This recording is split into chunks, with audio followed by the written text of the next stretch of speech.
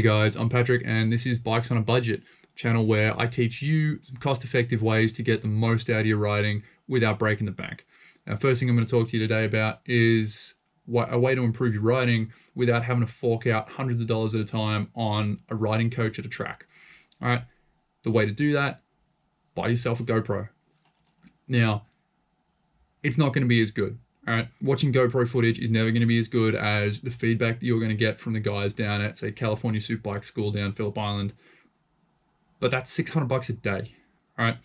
Now you're thinking, yeah, GoPro is like $400 to $800. It doesn't have to be a real one. You know, you can get yourself a clone off eBay for like $50.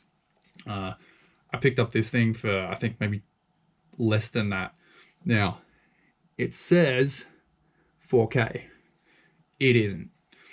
All right, but it's good enough that when you stick that on the back of your bike or you put it on the triple clamp looking at your handlebars, looking at your brake lever, you can see what you're doing and you can pick up on it. And you're thinking, so how is getting a GoPro going to be as good as having a coach? Well, really it's not. But it's a close second, especially when you account for what it costs you. All right, you get a coach at Champions Ride Days, it's going to cost you around about $150. You go down and see the guys at Phillip Island in the California Superbike School, that's around $600 for a day. And that's each time you go down there. Whereas you lay out $400 to $800 for a real GoPro, $25 to $75 for an eBay clone, and that's there forever. You can use that every time you go to the track, every time you ride up through the Black Spur, every time you commute to work. Every time you go to the shops on the bike, you can put that on there and you get feedback. Okay, so what you're paying for with a coach is their knowledge and experience. All right, all the stuff that's inside their head that isn't inside your head. The other thing that you get when you pay for a coach is somebody who rides around behind or beside you and they watch everything you're doing. All right? And they're a second set of eyes. So while you're focusing on not crashing your bike, they're watching what you're doing and they come back to you afterwards and they give you some pointers, they give you feedback. Right, so that's what a GoPro is doing for you. It's providing that second set of eyes, allowing you to be your own coach. Because if you know all the things that you need to work on, or at least you know what you're trying to work on that day, and you know what you should be doing, then all you need is the ability to see what you're doing wrong and then change it, or see what you're doing right and maintain it. I just want to touch on something for a minute, which is going to come up in a lot of my later videos. There's 4 sort of levels of competence, right? So you've got unconscious incompetence, which is where you're not doing it right and you don't even know what you're doing wrong or what you should be doing. All right, then you've got conscious incompetence, which is where you know what you should be doing, but you can't do it yet. And then you've got conscious competence, which is where you know what you should be doing, and if you think about it, you can do it. And then you've got unconscious competence, which is where you don't even have to think about it anymore. You're doing it on autopilot. So if you're at that unconscious incompetence stage, you need a coach, okay? Because you don't know what you need to change. So the GoPro is not going to help you there. Once you move into that conscious incompetence stage, that's when the GoPro comes into its own. All right, it gives you that third-person view, so that while you're riding, you've got 1,000 things going through your mind.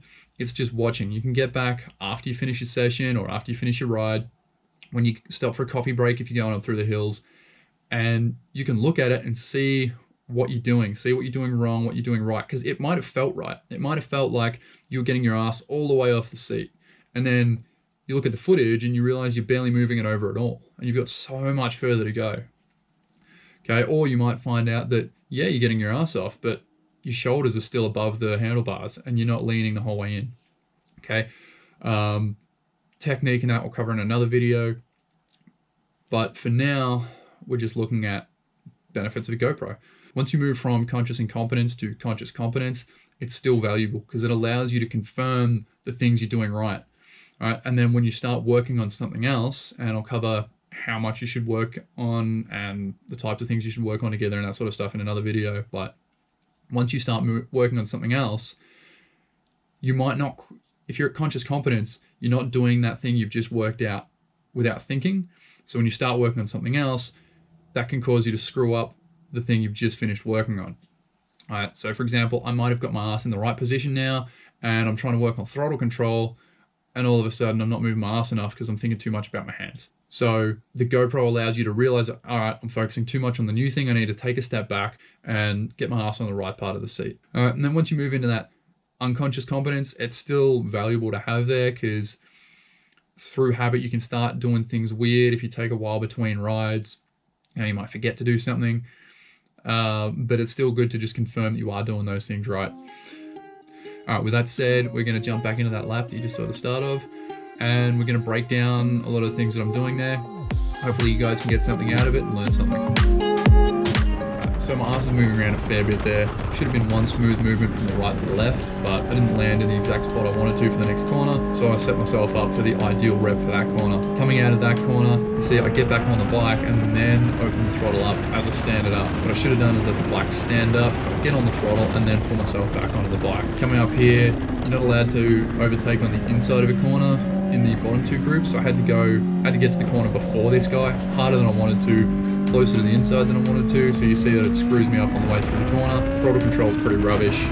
Sort of slow down in the middle of the corner. You see as I'm braking into the corners, I'm coming upright. I'll cover that in another video, but basically it's to improve your braking. So as I come through here, you'll hear the throttle just does what it's supposed to. It goes down and then it comes back up. So between this corner and the next corner, you'll see that even though I go on a bit of a straight, my arse stays off the right-hand side. You don't want to move around any more than you absolutely have to. As I come out of this corner, you'll see that I get back on the bike and then come off to the side again, whereas I should have just stayed off to the side. And you'll see that there's a lot of movement going around, which slows down my entry to the corner. It means I'm thinking more about moving my ass and less about the ideal line, but I still get a reasonably late turn in, which is good. As I come through this corner, it's more of a sweeping corner than the last one, and you'll hear a flat spot in the middle. I'm not overly concerned about that because the purpose of this day was working on my body position, which I made some big improvements on that. Thing I've still got to work on though, if you have a look at my outside arm, there's still some air between that and the tank, and what I want to be is right off the side, arm draped right over the top of the tank to allow me to get my head right off to the side, get that center of gravity further out so I can keep less lean angle, which means faster through the turn. Alright, here I just want to take a second to talk about gear. It is imperative to buy good protective gear and that you check it every time you go out. Make sure you put it on right. For example, you don't want to have this happen.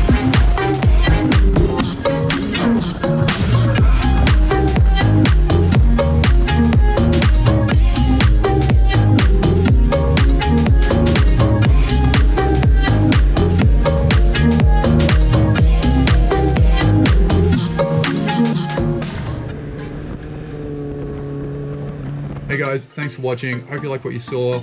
Hope you learned something. If you did, please click the subscribe, click the like button. And if you want to see more coming up in the new year, press the little bell. You'll get notifications as new videos come out. In January, I'm going to have a video on how to choose a learner bike and a lot of things you probably never even considered, like the fact that a 650, even when unrestricted, is still slower than a 600. Yesterday, I got some new brake lines arrived, so I'm going to be fitting those. I'll show you guys how to remove fairings, how to bleed your brake lines, how to refill your brake lines, and how to swap them over. February, I hope to be back on the track. So I'll bring you guys some videos on some throttle control, braking, corner entry, and if I can get my act together, corner exit. And then somewhere in amongst all of that, I'm going to give you guys a video on some learning techniques you can apply even on your daily ride to improve how you perform on the track or up in the hills. Alright guys, so stay safe, enjoy the holidays, have a Merry Christmas, ride safe, ride often, and I'll see you in the new year with some more videos.